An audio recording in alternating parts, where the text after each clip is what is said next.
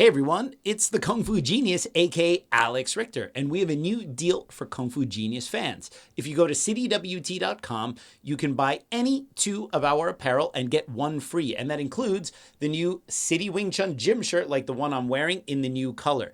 Any apparel, you buy 2, you get 1 free. Just go to citywt.com and use the code KFGB2G1. That's KFGB2G1. Use that code at CityWT to get 1 free apparel with your purchase of 2 of anything, t-shirts, all that good stuff. And before we get started, if you could do me a favor and don't forget to like this video, comment on it, share it on social media, help us get the word out there. That's a tremendous help. And if you listen to us on audio, don't forget to review the podcast wherever you listen to it. And with that, let's get started. All right, peeps. On today's episode of the Kung Fu Genius, the genius will answer all sorts of hot nonsense from YouTube. Lots of gems, lots of Chi Sau Sections, lots of fraudulent dummy techniques in the house. Let's get to it. He is unstoppable, unbeatable, unbelievable. He's Alex Richter, the Kung Fu Genius. And every day, I practice martial arts. Watch out! Word is, I'm a Kung Fu genius. Practiced all day like a genius. Yo, Dre, how you doing, man? I'm good, Sifu.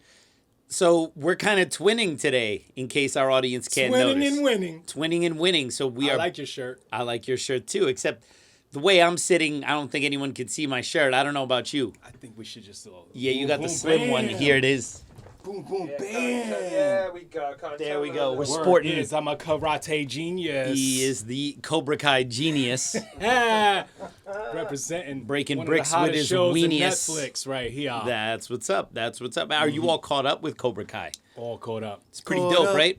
Yeah. It's pretty dope. It's a lot better than I thought it was going to be, because... Backs in the banisters. Yeah, it's like, the problem is that you're supposed to say spoiler alert when you say shit like that. You can't just give away key plot Spoiler points alert. without saying spoiler alert, right? Even though I think that was a season 2 thing, right? Two, I think now you're in it. See, think here's it a was spoiler without the end of- context before that. Yeah, now I Don't gave it say context, so anymore. I just did it Oh, way yeah. worse. Yeah, say no more. This is where we stop Alert this. spoiling. He alert spoiling the spoiler alert. Yeah, no, it's really quite good, Yes. So here we are. We're doing another Ask the Genius Anything episode, so let's get right to it. All right, so we're gonna rock with the first. I'm not sure if these are from YouTube. I think or these are all from YouTube. all from Yeah. YT. Okay, all YT. from the YTZ. From the YTs. All right, so the first question. Ooh, okay, I see a name that I like. Jacinta or Jacinta? Q&A. Is it safe to say Vasily Lomachenko and Manny Pacquiao employ and execute more WT techniques in their fights than Anderson Silva and Tony Ferguson? Should we just one-part it? Because it seems like that... All right, I'm going to finish it up. Finish it up. E.g., Lomachenko attacks boxers to the blind side. Manny throws a vertical fist jab with all his wingspan. Why does A. Silva get noted for WT techniques just because he frails his arms around? Does this make it WT? Manny has attributed Bruce Lee for his interest in boxing. Okay. That's a great question. So Wow, that's a yeah. good We are both Lomachenko fans. We are. And I feel that it's difficult because sometimes people think like, oh, you're always stretching it a little bit when you say that a boxer or a MMA fighter is using some Wing Chun stuff in there because Wing Chun generally doesn't get any respect in those kind of sport-oriented martial arts. But it's not to say that they are actually doing Wing Chun or that they learn Wing Chun, but the tactics that they use sometimes are, in my opinion, kind of some of the best things that come from Wing Chun, whether they have had any exposure to Wing Chun or not, right? And I often kind of feel that sometimes some of these boxers that, and again, Lomachenko, the main thing is the footwork and moving to the outside and does it in a way that this is what we're trying to achieve in Wing Chun, right? Whether most Wing Chun people can actually achieve this in practice or not is another story. But I feel that his ability to go to the outside is is way more indicative of Wing Chun than, and he makes a very good point. There's a video on YouTube like Anderson Silva using Wing Chun in MMA and stuff. And what you really see is he kind of just, flops his hands around in between. And he seemed to do that a little bit more in his post-Weidman injury career, like when he fought Bisping and stuff. And I felt, when I first saw that, I'm like, oh, he's just kind of, throwing up his hands and doing these things in between exchanges. So he wasn't, it's not like he was using those techniques when the punches were coming at him. He was, for the most part, just kind of like moving his arms in between phrases of fighting, right? That is not Wing Chun, all right? No even if he just held his hands in a Wing Chun position, I mean, like, if you hold your hands in a Wing Chun position and then you let go and you start doing something else, that doesn't mean you did Wing Chun, you know what I mean? So I do actually agree with Jacinta here that Tony Ferguson works on the wooden dummy and he does some cool, interesting things on the wooden dummy. But I actually have seen Tony Ferguson apply stuff, especially in his fight with Anthony Pettis, where he'll check the front hand like a Pak Sao and then bounce an elbow off of that, right? And he'll do things like that in the pocket that are similar to what we do in Wing Chun, right? So I feel Tony Ferguson has had moments where he definitely put his wooden dummy training to good use. Anderson Silva, I mean, definitely. Look, when someone has had a long career and they have lots of fight footage, can you go back in that fight footage and find moments where they're doing something that looks like a Wing Chun punch as opposed to a standard MMA punch? Absolutely, especially when you're talking about fighting, which is chaotic, and you're sometimes you're in survival mode and you're throwing things. So I mean, we have to be careful that we don't just go into a kind of confirmation bias standpoint. We go, oh look, that was totally a Wing Chun. I think that John Jones actually often kicks a lot like a Wing Chun person because he will use that, what they call the oblique kick, that straight side kick to the knee, the thigh. And he will occasionally use a rear leg front thrust kick with his foot turned out. Right. And for me, I'm like, oh, those are very nasty and very damaging examples of things that we also do in Wing Chun. And that's not saying front thrust kicks or like stomp kicks sometimes. Yeah, absolutely. And that's not saying that John Jones learned Wing Chun and is using Wing Chun. I think that sometimes with some of these videos, there's some YouTuber, some Wing Chun guy, he just compiled like Anderson Silva doing Wing Chun stuff or whatever, and he got like a billion views on that thing, and it's like it's not even his own content, and you look at that and you're like, well, this is straight punch doesn't necessarily qualify it as Wing Chun. Manny Pacquiao, I can't really speak too much to because I've watched a few Pacquiao fights, and I actually met Manny Pacquiao once in Madison Square Garden. I never even knew this. And it was funny because he's like, he's shorter than me, right? And you just go up to him and just go like, I think I could pick this guy up. Nah, really tough dude, dude.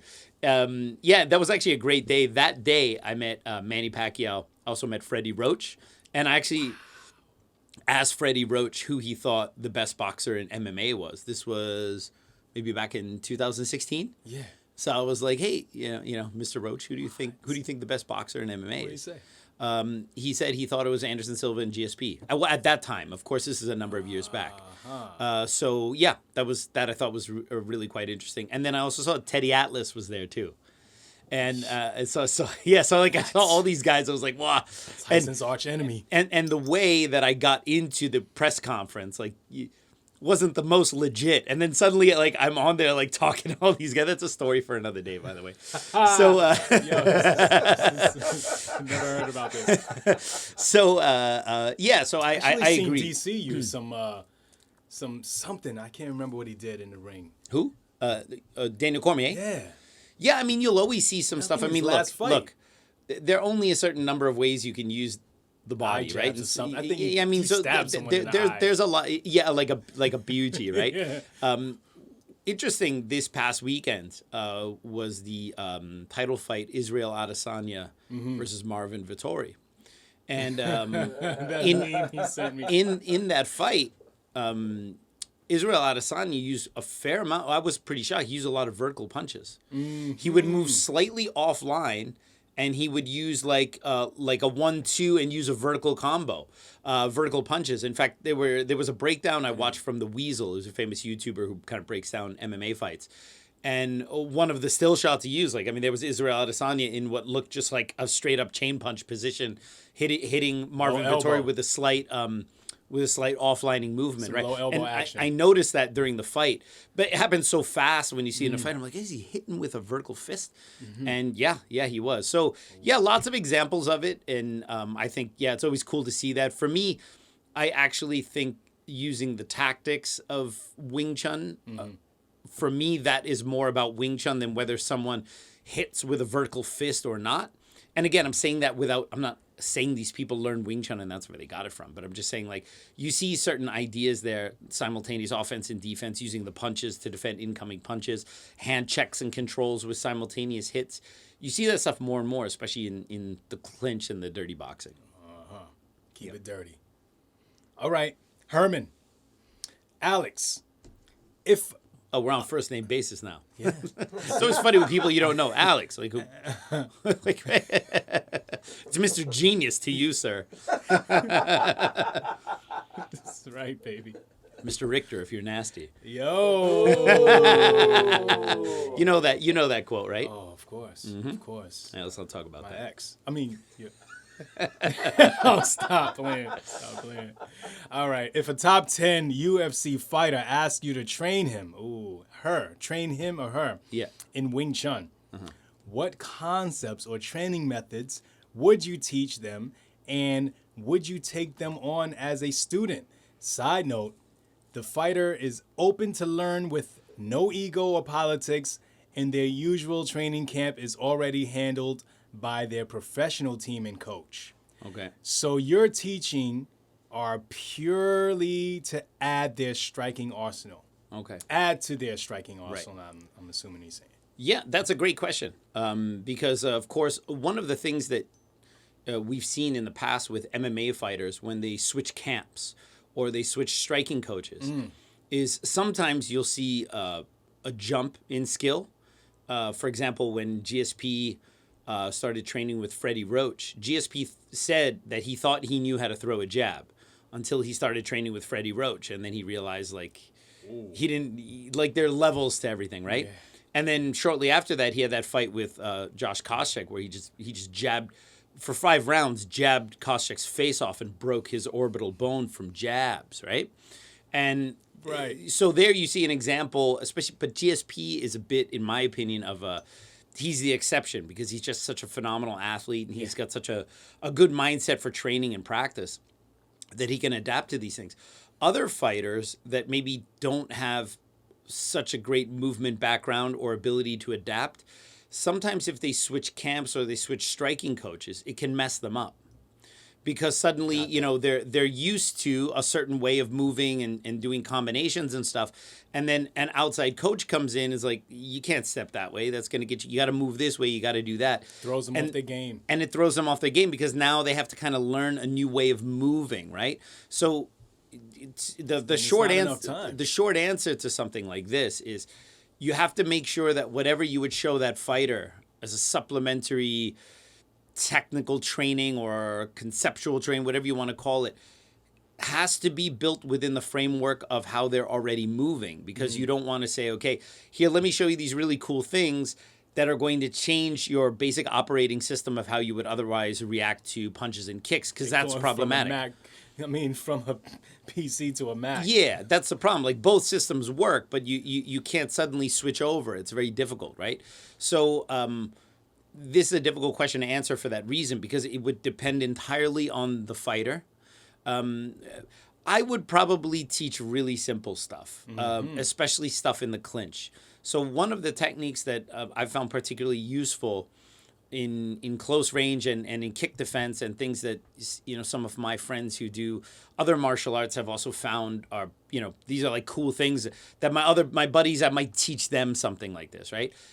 Are things like Lao Gurk, the leg scooping technique. Ooh, okay. Because oftentimes I'll see in mixed martial arts, someone will catch a leg like And catch don't a know kick. what to do with it. And then sometimes they stand there and they wait and they don't do anything with it. And then suddenly the other guy starts popping them in the face. And then, you know, like the they have to famous let one go. where the guy catches he held it too long and he gets a flying spinning kick. Yeah, absolutely, Knockout. right? Yeah. And of course, this is not to say that MMA fighters don't have techniques for that situation, or that if an MMA fighter doesn't do something about it, it's because they didn't learn it. Muay Thai has lots of good stuff where they catch the leg and then they'll sweep the hell out of the supporting leg, right?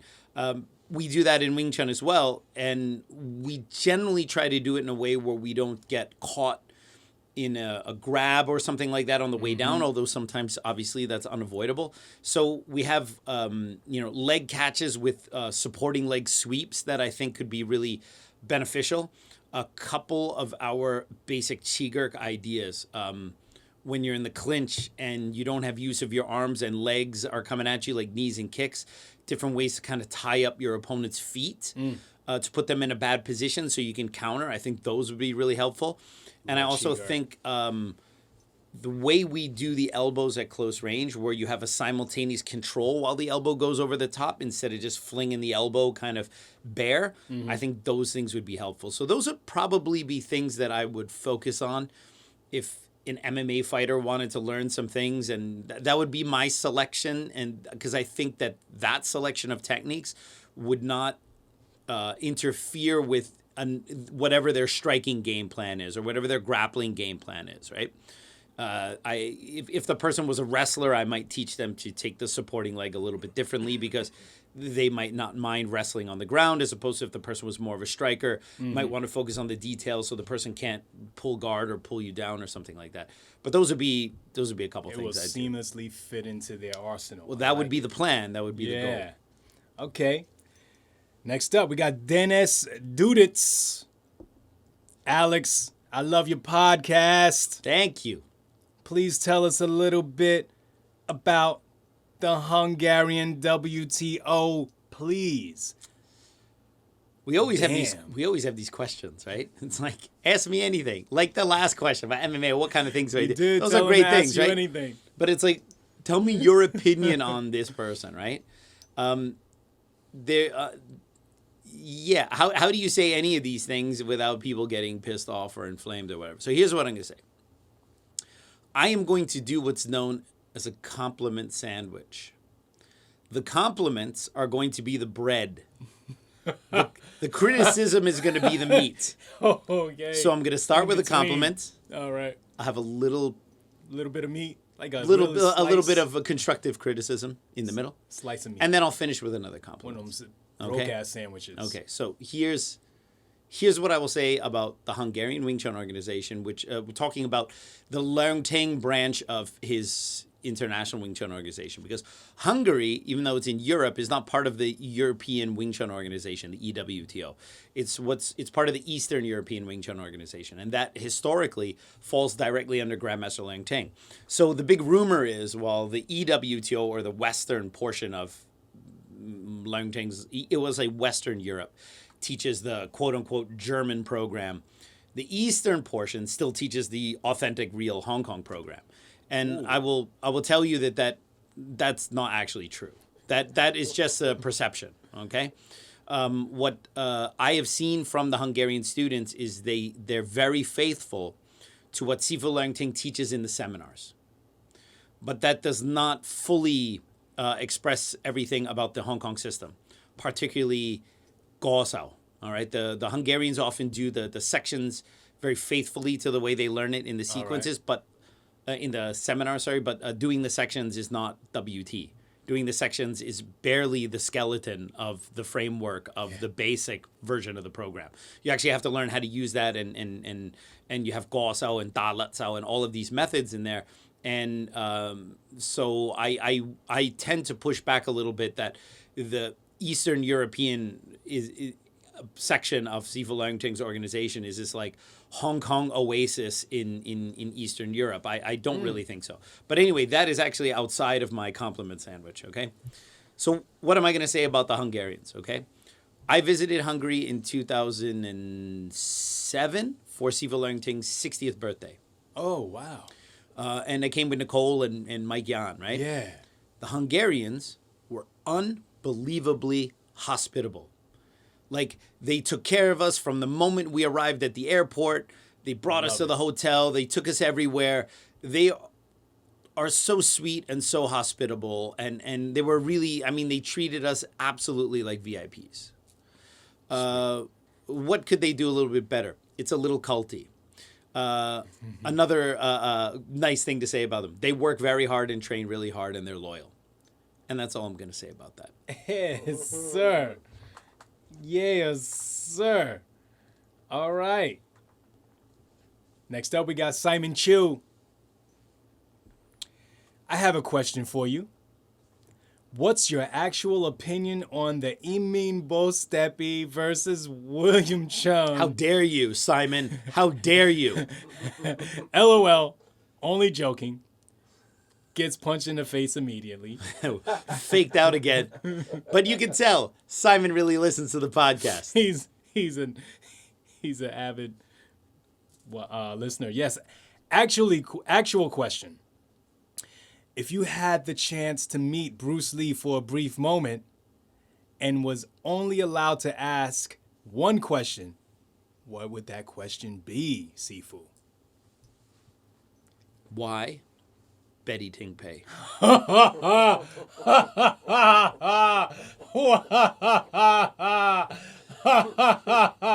I'm not going into this one. I'm not going. Wow, that's a really, really difficult question to answer, because if, in this hypothetical situation where you could go back and see Bruce Lee, why would you be limited to only one question? All right. My one question would be, it's the genie question. Can I ask you 1,000 more questions? Just so I can keep you here. Right. No, it'd be very difficult because there's so much I would want to talk to him about. My only wish is for 1,000 wishes. Exactly. Right? There's so much to talk to him about. And one question would just go into the next topic, we'll go into the next topic, Jeez. right? That's extremely difficult for me to answer, because there's so many things about Bruce Lee that fascinate me, from his development of his martial arts style to his own personal history to, asking him about different fights that he's had. Maybe I would ask him about the Outtake Chun fight. Did that actually happen? Yeah. Or maybe if I'm going back in the past, like Back to the Future style, I have to be like, why Betty Ting Pei? Or I would have to say, why did you die in Betty Ting Pei's apartment? He'd be like, what? Because he hasn't died yet, right? But what? But then he would know it, and I would alter the course of history. We'll have right? 80s Bruce Lee. Yeah, we'll have 80s Bruce Lee, but then the whole world would be different. I just finished watching the Back to the Future trilogy with my daughters. Put them on. And it's like, every little thing you change, suddenly, like, everything. Yeah. So who knows? We'd all be like in flying cars right now, but Bruce Lee would still be alive. That's a ill segue to the question I have. Okay, my question. Yeah. If you randomly came into our awesome podcast studio one day and found out it was actually a time machine or a time vault, right? Who would you hang out with first? Oh, no. Yeah, who would you hang out with first, Bruce Lee or Yip Man? The Grand Master. I would probably hang out with Yip Man. The reason is because, well, let's say I only had a choice for one. Ooh. As much as I'm like a huge Bruce Lee fan, I feel that there's more we know about Bruce Lee because of his writings and movies and people who are around. But Yip Man is like a big mystery. Big enigma. That's my answer. Elaborate. That's it. Would probably freak him out. Yeah. Be like, what the hell are you so interested with me for, bro? Yeah, because Who are you? Well, it would be weird that some Westerners, asking him some questions. Yeah, you know what I mean? No, I think so. I would want to know about. Yeah, I would have so many things to talk to him about the nature of how he learned from his first Sifu, about the story about Leung Bik, about who he taught, all these kind of things. These would be very interesting topics. Yeah. How he trained when he was younger. See, I think that most Wing Chun people, if they have the chance to go back in time and talk to Grandmaster Yip Man, they would be like, they would ask the same types of questions that we get on our YouTube channel. They would go, Yip Man, what about this guy? Was that guy any good? What was your opinion on this? Like, because that's how people think. People are very interested in gossip and other people in nonsense. Like my first series of questions for him would be what was his training like when he was younger? How did his Sifu teach him? How did his seeing Chung So teach him? What was the training like? How did they practice? Yeah. Right? Because those are the things that are going to help you understand your art better. You ask Yip Man, what is your opinion about this guy? And he goes, oh, the guy was an idiot. What have you learned?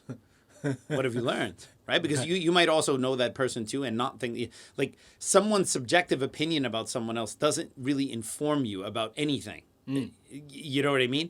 So I think maybe some people would be like, asking all those kind of questions. I would, it was funny because when I met Steve Golden, who's one of Bruce Lee's students from the LA Chinatown area. Right. We sat down and, there were like some other people asking him questions. Like, oh, what was Bruce Lee like?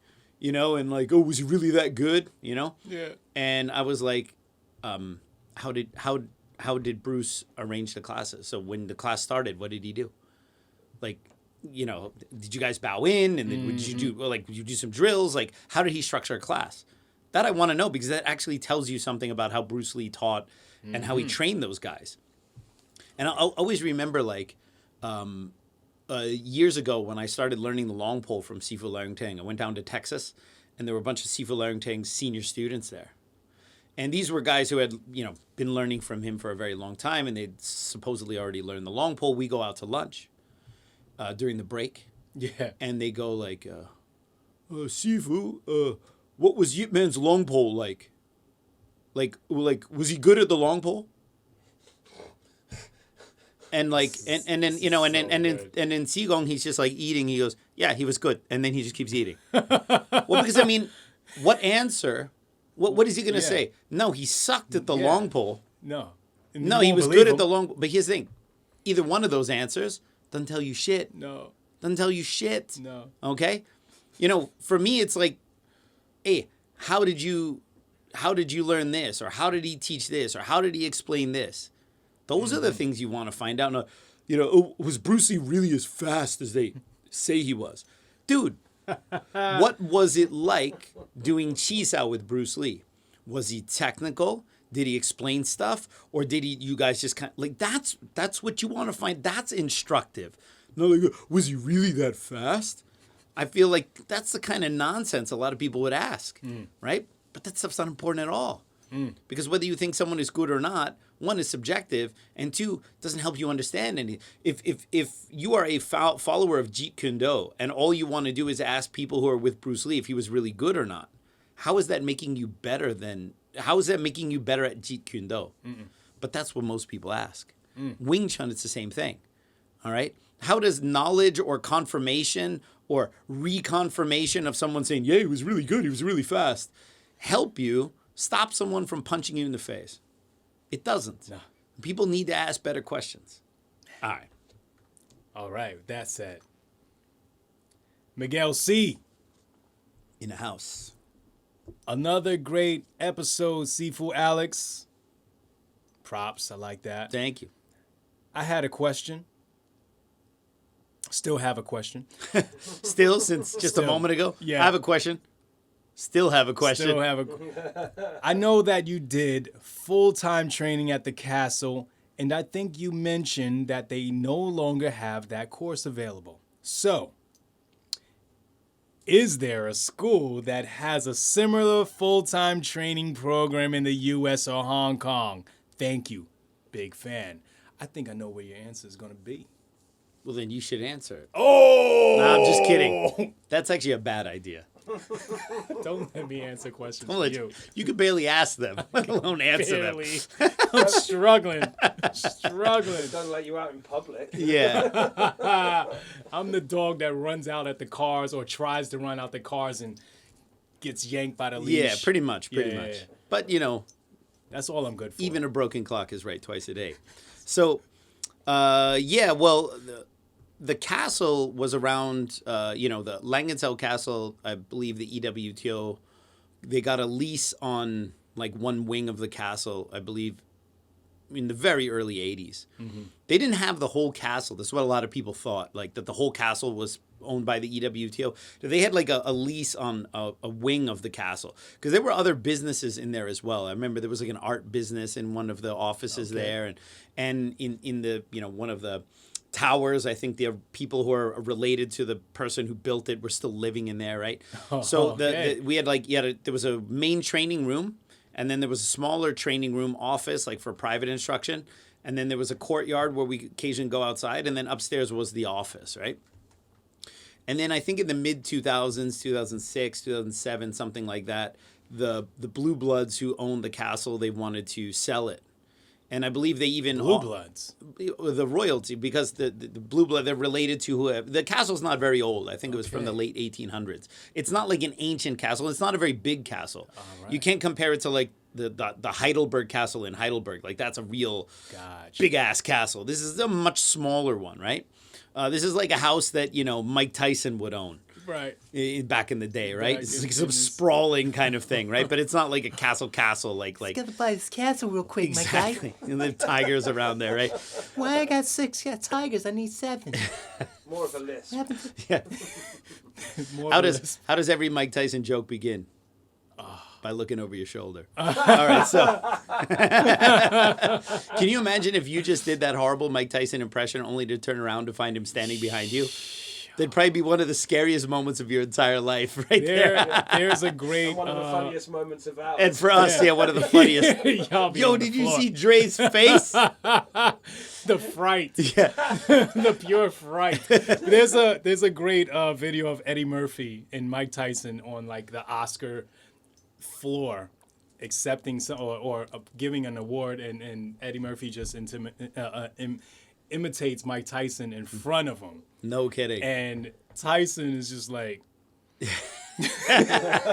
looking at him side eye like, You're lucky you're on national TV, but, There was, you remember in old SNL, Eddie Murphy was doing a Stevie Wonder impression next to Stevie Wonder, and then he tells the real Stevie Wonder it's the worst Stevie Wonder impression I've ever seen. Yes. Oh goodness.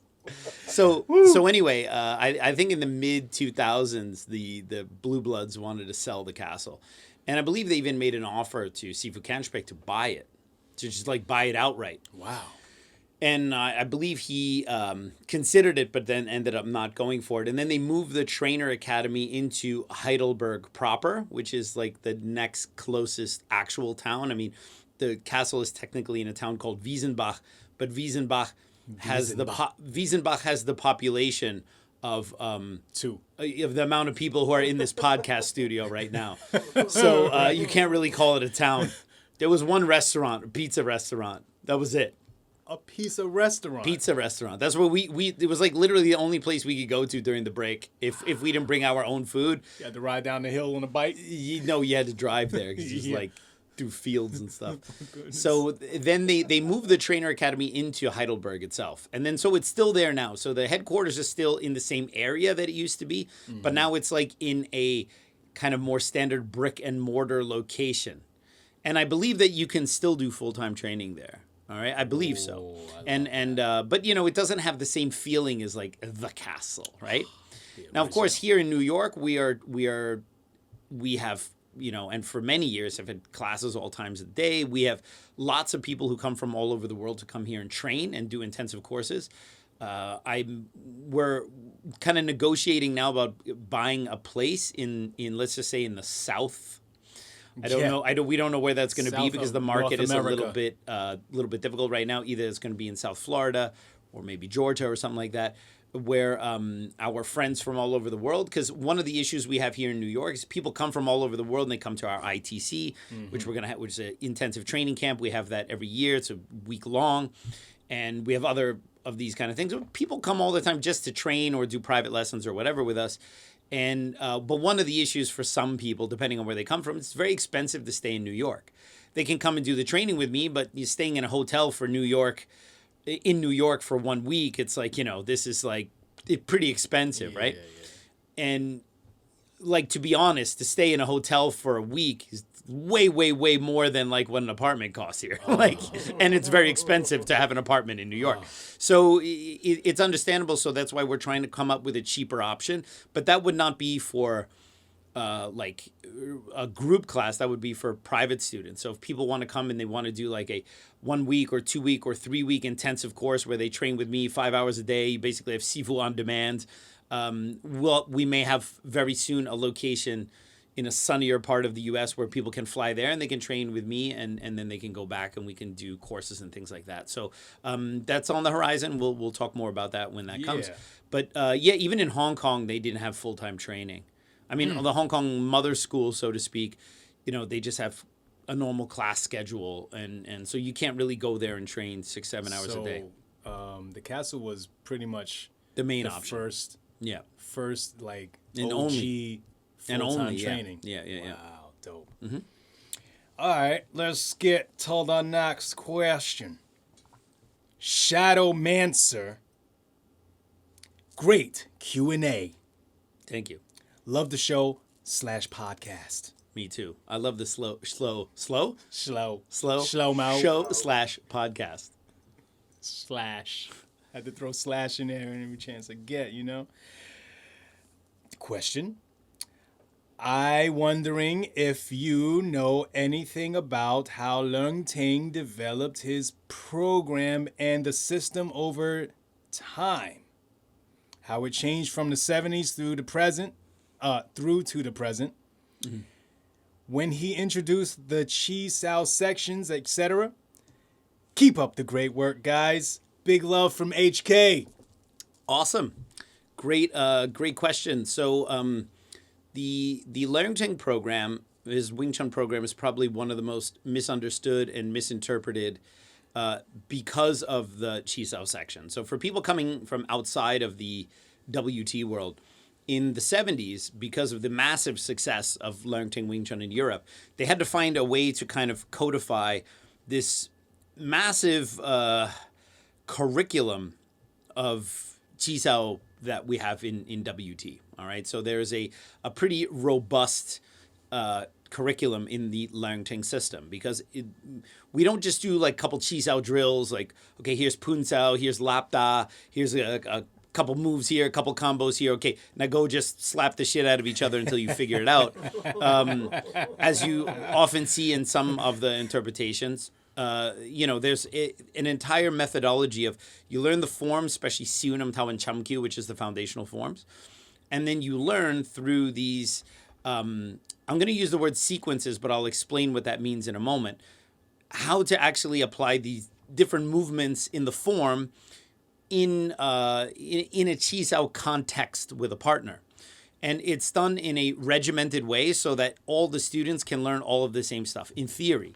The funny thing is, the whole promise of the sections was that everyone in the WT world would essentially be learning the same program. But nothing could be further from the truth. You would go to Hungary, and the way they would do the sections there would be different from the way they did in Hong Kong. And you would go from one Sifu in WT from Hong Kong to another Sifu in WT in Hong Kong, and they would not be the same. And then you would go to 10 guys in Germany, they would all be different, and then 10 guys in the States, they would all be different. So this promise that there was this kind of unified, codified curriculum among all the WT branches was the rumor. But in all my years in the IWDA, I never saw it. All right? I didn't see it.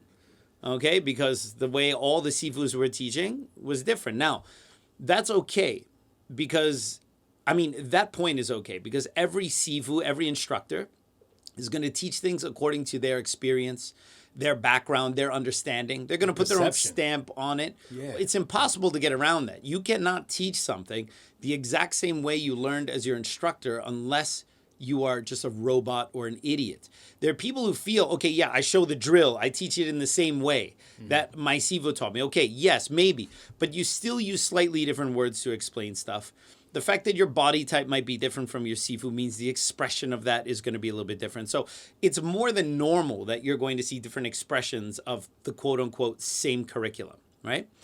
The problem is that what got misinterpreted about Leung Ting's sections is that they were confused as being the Chi Sau program itself. Now, Sifu Leungting is partially to blame for this because he maybe created these things and didn't contextualize what their meaning was, and partially the problem of people who just didn't know any better. So if you look at the Leungting system before the 70s, he didn't have sections. The sections were created when suddenly now he's coming to Germany and there's like 100 people at a seminar, and okay, how do you teach Chi Sau en masse? All right. And mind you, it was an attempt. It's easy now for people to go, oh, look, the sections had this and this problem or whatever. But most of the other Wing Chun people, all right, never actually faced that. You know, they never like, part of the reason why they teach it old school and it's easier for them to transmit some of this information is, yeah, you have 10 students. Okay? Yeah. And maybe, you know, their argument is, oh, well, if you teach Wing Chun en masse, it's watered. I understand all that kind of stuff. But the problem is they've never had to tackle that problem-solving issue. So sometimes I feel like they just need to STFU on that topic, because it's like you are telling me that the problem with, you know, how they teach it to like 100 people is solved by how you teach it to 4 people in your backyard. Okay? And that's not it. Before the sections were created, I know what that program was like, because one of my main instructors, or I shouldn't say, he wasn't one of my main instructors. He was one of my main influences. He was someone that I learned from after I became an instructor. And I learned from him a few times in the Bay Area, and he also came to New York a few times, and he was very influential, and that was the late Sifu Elman Leung. Oh, right. Sifu Elman Leung was originally a student of Grandmaster Yip Man, and he took a summer off of school. He took a summer off of training because he had to study for an exam, and when he came back, found out that Yip Man had put Leungting in charge of the Wing Chun Athletic Association. So basically, he started in the Wing Chun Athletic Association under Grandmaster Yip Man. Yeah. They had lowered the fees to get more young people to join. And he joined in that wave. And his luck was that Yip Man became his Sifu, because Yip Man was still teaching at the VTAA at that time, and he was personally accepting students, right? Even though he was not super involved in the teaching, but, you know, for better or worse, Yip Man was Elman Leung's Sifu, right? And then he takes a short break because he had to, like, you know, he trained, let's say, for about 9 months or a year, and then he took a short break because he had to prepare for an exam. And when he came back, he basically said that, like, you know, Yip Man walked in one day with Leungting, and was like, young Leungting was like, okay, this is the new guy that's in charge. I'm putting him in charge of the VTAA. And then they just started following Leungting, and he's just started following Leungting. And he respected Leungting so much that he started calling Leungting Sifu, even though technically Yip Man was his Sifu. So Elman Leung can be regarded as one of the earliest students of Sifu Leungting. So and Leungting had to call Elman Leung Sihing. Well, no, actually. No. Because don't forget, Leungting's Sifu is Leung Seung. Right. So Yip Man was his Sigong. So the gag is technically Elman Leung was one generation higher than him, right? But again, that whole thing is kind of funny, because that's a point that a lot of people use to attack Leungting, like, oh, he's actually just a grand student or whatever. The history of most Chinese martial arts are littered with people having learned from their Sigong, right? But when it's someone you like, it's like, oh, so-and-so was able to learn from their Sigong. And when it's someone you don't like, they go, oh, that person was actually really a student of someone else, right? You always have this kind of self-serving bias when it comes to how you look at that in the frame of traditional martial arts, right? And I'm not here to be Leungting's mouthpiece, right? He's indefensible sometimes in the way he acts towards other people.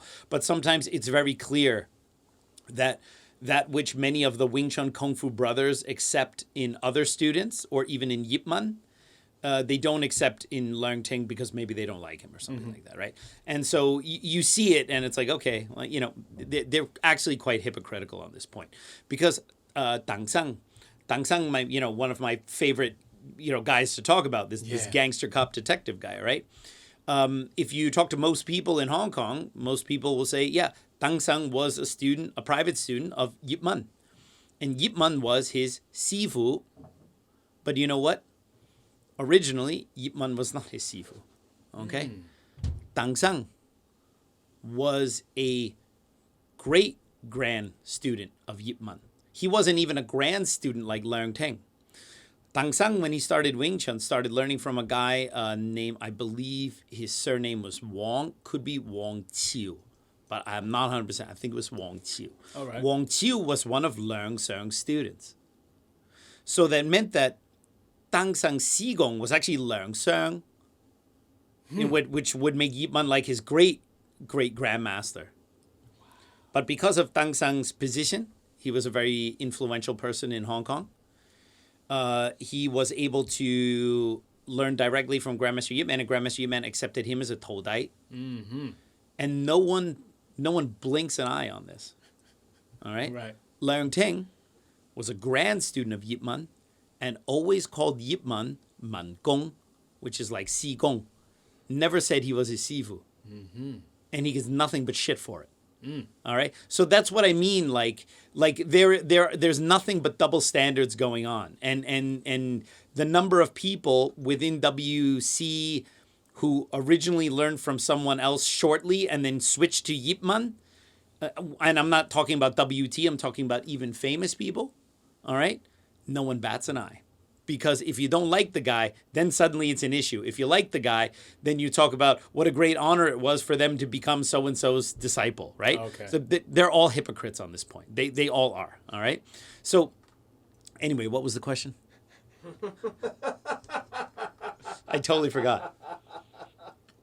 How Leung Ting developed his How program. Leung Ting developed the program. So Sifu Elmin Leung learned from Sifu Leung Ting until 1974, and at that time he moved to the U.S. The sections, the so-called modern program, wasn't developed until the late 70s. So Sifu Elmin Leung never learned the sections. Okay? And he actually learned Wing Chun compared to how long it took people in the 80s and 90s in Europe and so forth. He learned Wing Chun relatively quickly. You know, he didn't learn the knives, but he had already learned the long pole and Chigurk and wooden dummy and all of that stuff, by the time that he left Hong Kong. Sweet. And when I would learn from him, he was unbelievable. One, he was extremely skillful. Mm-hmm. And you would play Chi Sau with him and do different things to him, and he would use all of the stuff. You would say, okay, this is this from Buji, this is this from Chamkyu, this is this from wooden dummy, whatever. He could use all of it. He could apply all of it. But if you said like Sibak, how do you teach this program? How do you teach this movement? He didn't really have a teaching program for it. Because the way they learned back in the day was kind of more by doing. You learn by practicing Go Sao and Da Lat Sao. So, of course, you learn Siu Nam Tao and you learn your footwork and you learn the basic simultaneous offense and defense and how to step in and how to defend this move and that move and single arm Chi Sau and then double arm Chi Sau and then Lap Da. And then most of how you learn how to use those things came from practice. Like he used to say, we would be Chi Sau sparring, and then we would get stuck in a position, and then they would ask Sifu Leung Ting, Sifu, what do you do if you're in this position? And then he would show them, and he'd say, see this is from the dummy. And then boom, and then they would be able to use it. And then, so they learned it very organically. They learned it through practice. Oh. So as a result, Sifu Elmin Leung could do everything, but he didn't necessarily have a step-by-step way to teach it. But if you had, say, like in my case, I had learned the quote-unquote step-by-step program. But what Sifu Elmin did is he stripped away a lot of that for me. He said, look, you have to learn how these movements function on their own. And I'm not saying Leung Ting didn't teach that. I'm just saying this was Sifu Elmin's thing. Mm-hmm. And then you have to learn how to use those things organically in sparring in the place where it makes sense, right? And again, I'm not saying Sifu Leung Ting didn't teach that. I'm just saying that was Elmin Leung's thing. Okay. And so what he did is he helped to kind of make my Wing Chun more organic and strip it down. Like Bruce Lee would say, strip away the unessentials, right? And that was interesting because there was no question where you go like, Sibak, if I get caught in this position, let's see, he's got my elbow, he's turning me a little bit. How do I get out of this, right? And then boom, he would have something that was a recovery thing from Buji or whatever, something that would normally be taught in like what we call Buji 4. Okay. But he could never tell you this is Buji 4, Buji 3, or anything like that. But he could tell you how to do it. So that was on one end of the spectrum because of the style of old school training that he had endured. They're very organic, very learned by doing. But he also was spoon-fed by Sifu Leung by hand at that time, when Leung was still young and hungry. That was a different time period. You know, with a lot of people, especially when they want to attack Sifu Leung now, I'll be quite honest. You want to attack Sifu Leung now, that's very easy because he's a shell of what he used to be. When you see him now, or even in 15 years ago or 20 years ago, he was already a shell of what he was. Oh, right. When he was young, he was ambitious. He worked hard. He put himself out there. He was training people. He was fearless. He's not that guy anymore. Mm-hmm. So I found it instructive to learn about what he was like back then, because even though I never met that iteration of Sifu Leung, that's the iteration that I generally want to emulate. That kind of very hardworking, moving forward, be very prodigious, very, always doing stuff, always building. And at some point when he became very comfortable, he lost that. You know, when the EWTO became really big, and he lost that drive. The hunger. He lost the hunger, right? It's like Conor McGregor in his last fight, right? You know, you always need to be a little uncomfortable. How do you keep that hunger? It's a mindset, I think, because, it's easy when the school's doing well and you have students coming in, you got money coming in, you're selling books, you're doing all these things, to be like, all right, I think I'm going to skate. But my personality doesn't allow that, because I always think it can be a little bit better. And so I'm like, my own training can be better. The way I teach things, look, we just did a new update to the program. Speaking of this question here, right? Constantly updating. What I've actually done, to kind of circle back to this question, is, the sections were only one part of the teaching program. You were supposed to learn the sequence. So you learn, okay, how to do this, how to defend it. Then you're supposed to learn how to apply that in Guo Sao, in the Chi Sau sparring. And when your partner is resisting you, okay? So you now have to learn the first attack when the guy gives you resistance, and then how to defend it, and then how to mix these elements up. And then you sometimes do that through instructor-led sparring, where the senior trains the junior and mixes all of these things. And you can even add non-Wing Chun attacks there to make sure that you're not just fighting against a linear Pak Saos and Lap Saos, but there's a swing, hook, kick coming in, that kind of stuff. So you really learn how to use it. And then you have the all-out Lat Sao sparring, which is the Chi Sau and the fighting and everything integrated, right? And that was... So if you look at what was supposed to be the Hong Kong Chi Sau program, the section is just the shell that you learn first. It represents, you could say it represents 1/3 of the Chi Sau program, because you have the section, then you have Guo Sao, and then you have Lat Sao.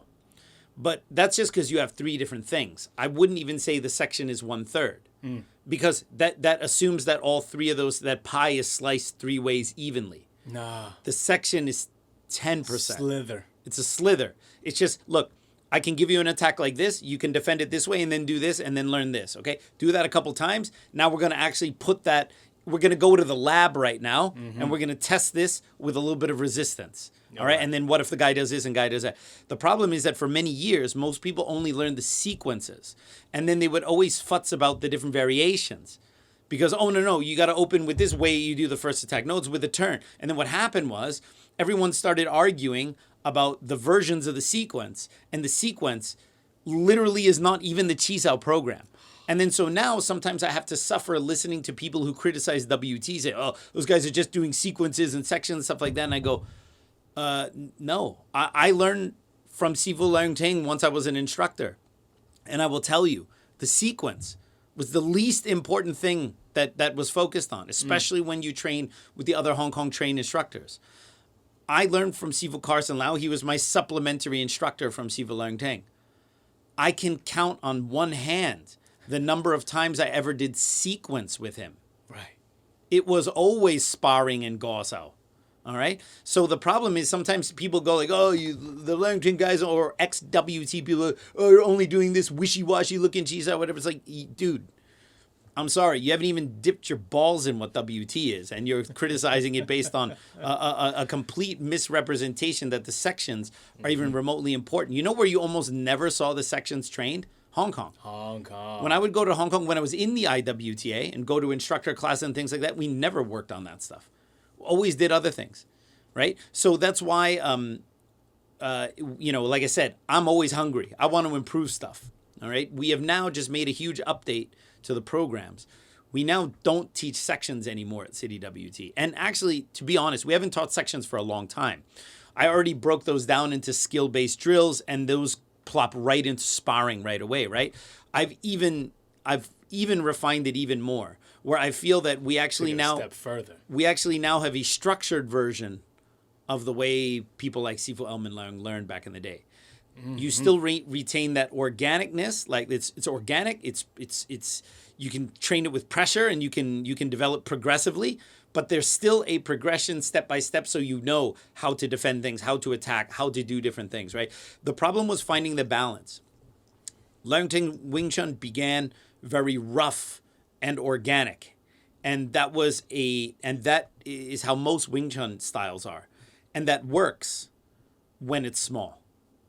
Then Learning Wing Chun got really big, and it became overly complicated and cramped with sequences and versions, even though that's not actually what Learning wanted it to be. But that's the problem is you can blame Learning, all right? You can say, oh, it's his fault for doing this, but he was the first one to try to create some kind of way of teaching it en masse, and it was better than what was there before. But we can always look back at things and go, oh, hindsight bias. It's really easy to go back and look at stuff and be like, oh man, what the hell were they doing?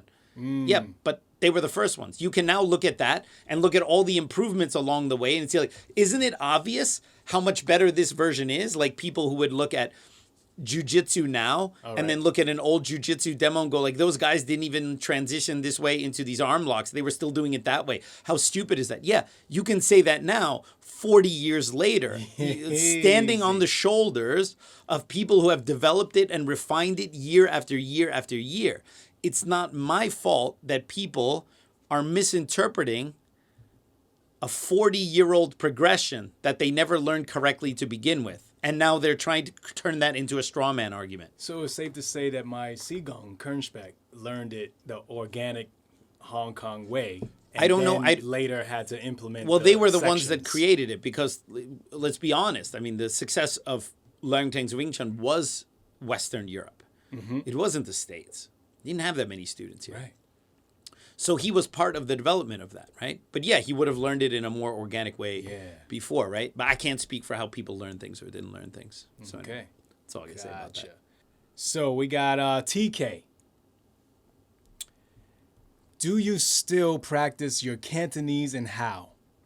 I've been trying for years and not getting past the basics.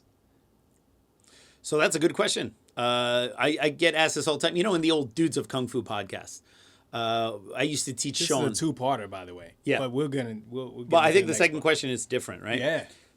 So let me talk about Cantonese. In the old Dudes of Kung Fu podcast with, my late brother, Big Sean. Yes. I used to teach him like a little Cantonese phrase, right? The audience loved that. They wanted me to do that every episode. But the problem was, Big Sean and I, like this podcast, we have a little bit of a plan of what we're going to talk about. Not a plan of what we're going to say, but, we have like, okay. An outline, right?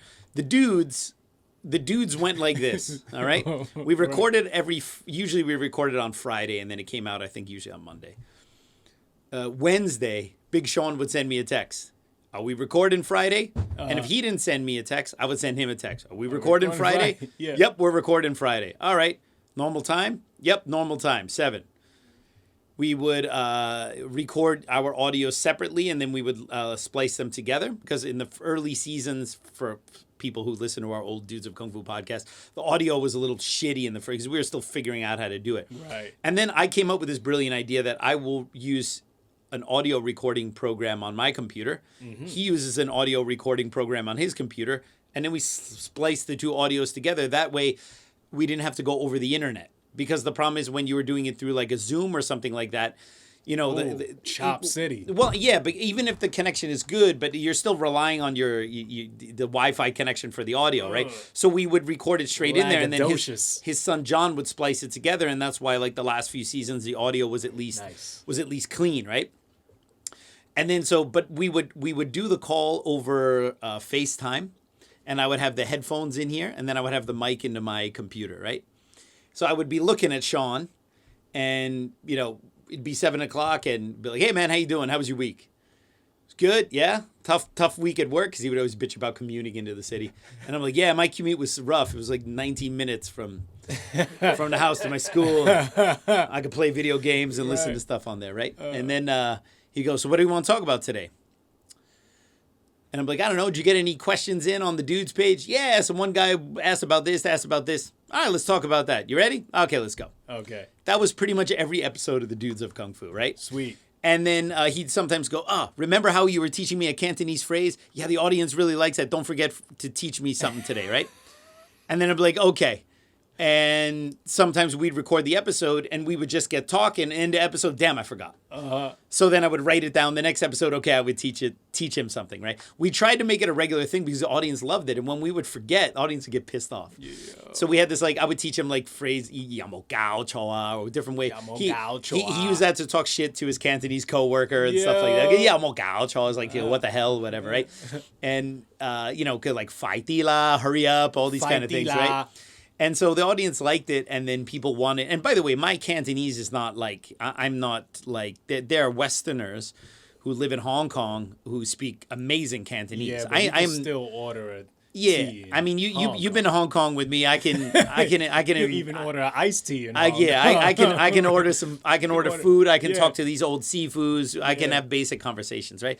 And my Cantonese has also gotten even better since then because Cantonese. When did we go to Hong Kong? By the way, I went with you. What year was this? 18 or 17? 2018 we went. Yeah. All right. I just so, make sure. But the thing for me is that I'm constantly improving my Cantonese. So it's not like my Cantonese was good. My Cantonese is not good. My Cantonese is passable. It's basic, let's say that way. But my vocabulary for martial arts stuff is a little bit higher than for everyday stuff. So if I were to speak Cantonese and I were talking about Kung Fu, I would sound a little bit more intelligent than if I had to have a conversation about automobiles. Got it. Because I don't have the vocabulary for those kind of topics, right?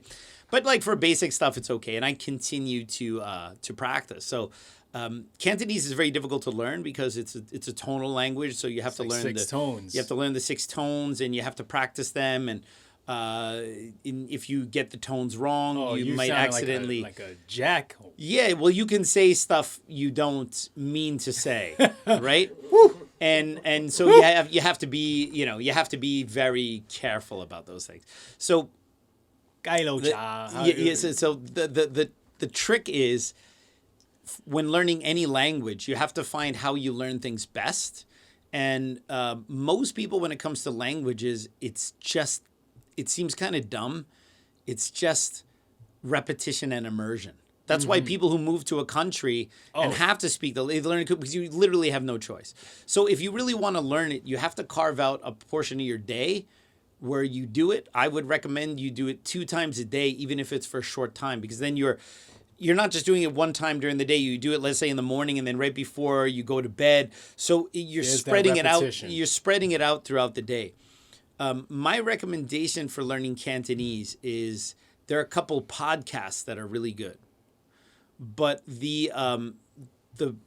I think the best one, which is the one that I'm doing now, is on Spotify, and I believe it's called Learn Cantonese, and his name is Gahe, and he's extremely patient.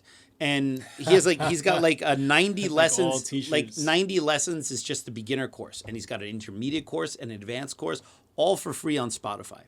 And mind you, I already was not a beginner when I started it, but I started it right from the beginning because I'm a believer in fundamentals. And so I did all the 90 lessons of the beginner, and the 90th lesson, he recaps everything you did in the previous 89, so you can really see, did I really learn those things or not? And you can match your pronunciation to it. It's really, really good. That is a good start. Watching Kung Fu movies, obviously in Cantonese, it might seem kind of silly, but watch the same movie with subtitles again and again. Because the first time you watch a Cantonese movie, if you don't speak much Cantonese, it's just a bunch of with subtitles. But you watch it a 3rd, 4th, 5th time, you start to hear sounds again and again and again. You start to look at the subtitles and start to match it a little bit, and then you got to develop a little bit of an ear. So you have to say it, Get that and you have to tonal air. hear it. Okay, so I can definitely recommend that that course on Spotify. It's pretty awesome. Love it. Okay, let's go to that next part of TK's question. The Ip Chun and Lung Ting dummy book. Why were photos out of sequence? They were not out of sequence. This is a rumor done by people who tried to sell something else. Okay, so the original photo sequence, all right, the one of Grandmaster Yip Man, the black and white photo sequence, those were shot in 1967 in Sanpo Kong. Sanpo Kong is a section of Hong Kong, not too far from Kowloon City. And it was a detectives club because Tang Sang, back to our man Tang Sang. Tang Sang was a detective. White suit. And very wealthy at that time. And the detectives club was kind of like a place where the detectives hung out after work and, maybe smoke cigars and play mahjong and achia jaw and shoot the shit and all that kind of stuff. And they had a little room in there. And Tang Sang would invite Yip Man to come once a week. I believe it was on Wednesday. Yip Man would come Wednesday night. And there was a small group of detectives, not just Tang Sang, who were learning from Yip Man in this little club. And that club, that is where the photos were shot, in that room. There was like a little training room where that wooden dummy was, right? And that was Tang Sang's wooden dummy. It was a little bit taller. That it was a little too tall for Yip Man. That's why that photo series, everyone's like, oh, you should put the dummy up higher. No, Yip Man was 5'2", Tang Sang was 5'10". And so he's doing the form on a dummy that's a little bit too tall, but they weren't going to adjust it. By the way, that wooden dummy, if you look at the leg, that leg goes all the way to the floor. Normally, there's a little bit of space so that when you kick it, it doesn't hit the floor. That one went all the way to the floor, but it had a hinge on it. Okay. So if you look at the wooden dummy, you'll see that the floor touches, the leg touches the floor, but there's a little hinge on the last 3-4 inches of the leg so that when you kicked it into the floor, it would buckle, almost like an ankle or something like that. And something people don't know about that dummy. Yeah, pretty cool. So Yip Man would come once a week and he would teach this small group of detectives. It was basically semi-private. And Tang Sang would collect a fee from everyone. And Yip Man ended up getting, pardon my French, he ended up getting a shit ton of money, right? Because Tang Sang and all of these detectives were on the take from the triads and they all had a lot of money. These were, some of these detectives at that time, most famously Loy Locke and all these guys, these were the millionaire detectives at that time, right? And so they were able to really pad the old man's palms a little bit. And so Yip Man very gladly came to Sanpo Kong once a week to teach these guys for an hour or two. And then probably after that, to eat some congee at midnight or something like that, right? And Tang Sang convinced Sifu Yip Man to take a photo series of the wooden dummy and also to take a video. And this was for his own personal collection. But more than likely, what I speculate has been told to me, but I don't know, is that Tang Sang paid Yip Man some money. Like, hey, Sifu, can I take photos of you doing the wooden dummy so we have a record of it? And Yip Man did not like to be photographed, but I'm pretty sure Tang Sang was able to pat his palms again and be like, Sifu, I found something in your pocket. And, do you mind, right? So in 1967, Tang Sang took the photo series of Yip Man on the dummy. And what a lot of people don't know is at that time, he also shot a video, an 8mm video. You have to imagine, it wasn't normal for people to own 8mm video cameras in the 60s, but Tang Sang had money. Mm-hmm. And he shot an 8mm video of Yip Man in 1967 performing the Siunam Tao Cham Kyu, wooden dummy, and the long pole. And this is the video that later came into possession by Sifu Kanspect after Tang Sang passed away. But no one knew about this video. Not even Tang Sang, who never had to teach Wing Chun professionally because he was a rich AF detective. Right. He only taught one student, Lo Ping Fei, who lives in France. Wow. And I'm friends with him. So Lo Ping Fei was essentially the only student Tang Sang ever taught. And he taught... Tang Sang taught Lo Ping Fei because Lo Ping Fei's father was also a police detective and they were friends. So he taught him more as a favor because Lo Ping Fei had already learned some Wing Chun from another student of Yip Man. And then Tang Sang taught him, for fun because he was like a friend of his father's, right? But for better or worse, you could say Lo Pingfei was the sole student of Tang Sang. What? I asked Lo Pingfei about, did Tang Sang ever tell you about the video? And he says no. And the interesting thing was that Yip Man allowed Tang Sang to film him and to take the photos, but under the agreement that this wouldn't be shown publicly or wouldn't be sold, that this wouldn't become a commodity, that this was just to kind of stay with him. And so you see that actually Tang Sang was one of the most loyal to Yip Man because he never made it public. Even the one student he had never even saw it, didn't even know it existed. And it wasn't until after he passed away that the video came into possession of Sifu Kanspek that we even knew that this thing existed. Where you can actually see Yip Man perform the Lokdim Bunguan. And I tell you, if this thing was released publicly, the sheer number of Yip Man students who claim to do the authentic long pole, if you would see this, you would go, oh, yo, that's not true. Most of the people who claim to teach the authentic long pole are not doing the form that Yip Man did in 1967. I'll tell you that much. Goodness gracious. Even the people who claim to be super senior or super this or super that, sorry. And so, a handful of us have had the chance to see the video, and it's amazing. The video sequence of Grandmaster Yip Man doing the wooden dummy is the same as the photo sequence. Because people don't know that the video was also taken most likely the same day as that photo series. Got it. There's some people who claim like, oh, the series is out of order because they didn't take the photos on the second half of the third set or something like that, right? But no. The other thing is that Yip Man got mad at Tang Sang because Tang Sang, a week after he took the photographs, he went and blew up a bunch of the photos because he had the negative. Right. If you have the negatives, you can make a bigger print. And he made let's say five or six of the photos from the wooden dummy series. He put it in frames on the wall. And the story was that when Yip Man came in, he literally almost fell over with anger.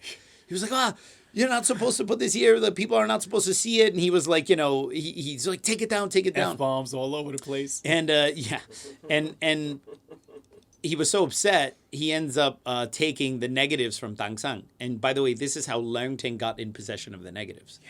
That's why Leung Ting is able to blow up the photo series because he has the negatives. Mm-hmm. All right? And then why later, when other people who wanted to publish these things, they either had to reprint it from a book or they had to ask Leung Ting if they could get some permission to use the negatives or get a bigger print of it, right? So that's why this rumor that it's out of order or whatever, no, it's not. If you see the video, you will see it's not. You will see that, the people who claim that are only doing that because they do something else. Now, I talk about this in my wooden dummy book, and this is the last thing I'm going to say. I mentioned this once on the Dudes. In the early 2000s, and I have a whole section on this in my upcoming wooden dummy book. Awesome. There was a student of one of Yip Man's sons. Okay, I'm not saying Yip Man's son. A student of one of Yip Man's sons published a book about the Yip Man wooden dummy techniques and claimed that this was the first time the real form was ever being shown. And also claimed in there that the original photo series, the one that was first published in the Yip Chun Leung Ting book, the 116 wooden dummy techniques, did not show the real order. Okay? And this, I remember, and I saw this book. There's a thick hardcover book. And the reason why I saw it is because a Wing Chun instructor, a WT instructor, bought the book and wanted to show it to Sifu Leung Ting to see what he thought about it. Because, of course, Sifu Leung Ting has the negatives of those, right? It says, hey, this student of one of Yip Man's sons claims that the photo series in your book is not the real one and this one is in here. And I'll never forget because Sifu Leung Ting was staying in a hotel in Flushing. And we went to his hotel room. My training partner, Gaute from Germany, happened to be here at that time. Oh, he was yeah. there. That was the last time he was here, right? Yeah. And the instructor opened the book, and we started looking at it. And before Sifu Leung Ting said a word, I saw immediately what they had done. They had taken the photo series from the old book, and they had rearranged the photos to change the sequence. Ooh. So you would see, okay, the first couple sets were the same. But then there would be some set in there, and you would look at it, and the movements would be in a different order. But what you realized is they were reusing photos from other parts of the sets. Mm-hmm. So there weren't unique photos for sets that had not been shown or photos that had been hidden. It was all that there was not a single photo in there because they had claimed it wasn't 116 techniques. It was upwards of 140, 150. So they were claiming that there were more. But when you looked at all the photos, there were no unique photos that were not in the original photo series. Dude. They were put together in different order Bootlegging it. to essentially create new sequences, but new sequences with movements that are already done in the form. So even if it were real, it would just be like, oh, the form is just repeating stuff over and over again. But it didn't end there. They digitally manipulated some of the photos, changing the palms, changing, like, you could see, like, his head was off and all this kind of stuff. So the book was a fraud. All right. Now the book only, I think, they only made one printing of it. Yeah. And then it never came out again. And recently I wanted to see if I could get a hold of this book because I have not seen it since that fateful day in 2005 or whatever, or 2006 or whatever the hell I saw it. And there was only one copy of it, and it's like, oh, it's out of print, so it's a book. And the seller wanted something like $3,000 for the book.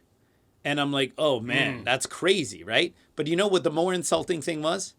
Dude still wanted $16 for shipping and handling.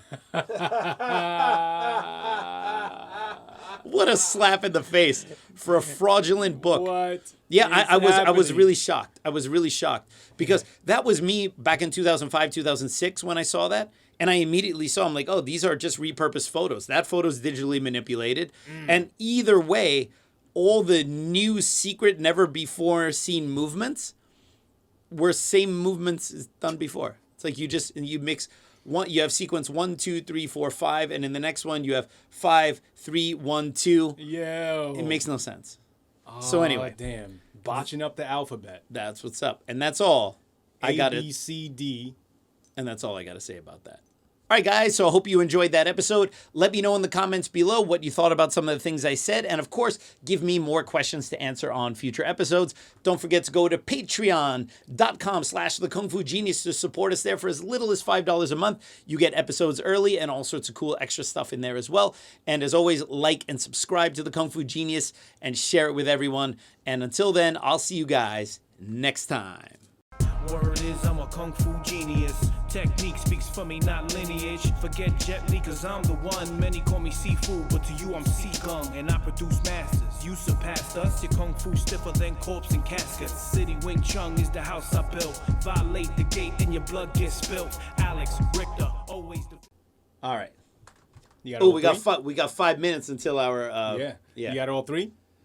I got it right there, man. All right, peeps, on today's episode of the Kung Fu Genius, the genius will answer all sorts of hot nonsense from YouTube. Lots of gems, lots of Chi Sau sections, lots of fraudulent dummy techniques in the house. Read it. I want you to do it in one take.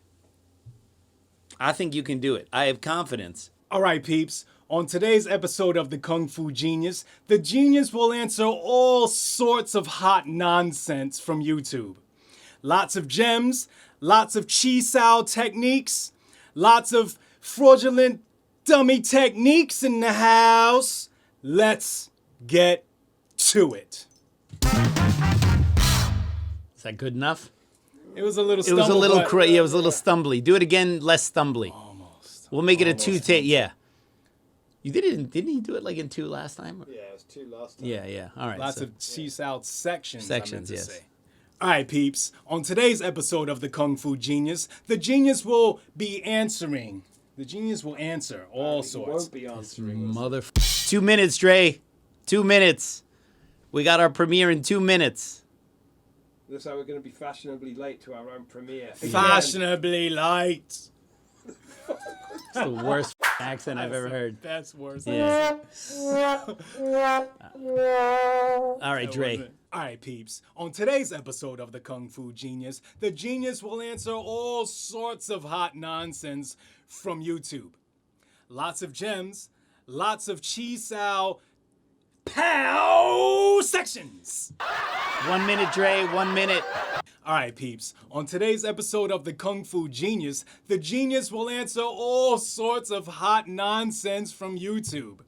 Lots of gems, lots of Chi Sau Sections, lots of fraudulent dummy techniques in the house. Let's get to it. That's what's up. Yeah! All right, turn it off. Turn it off.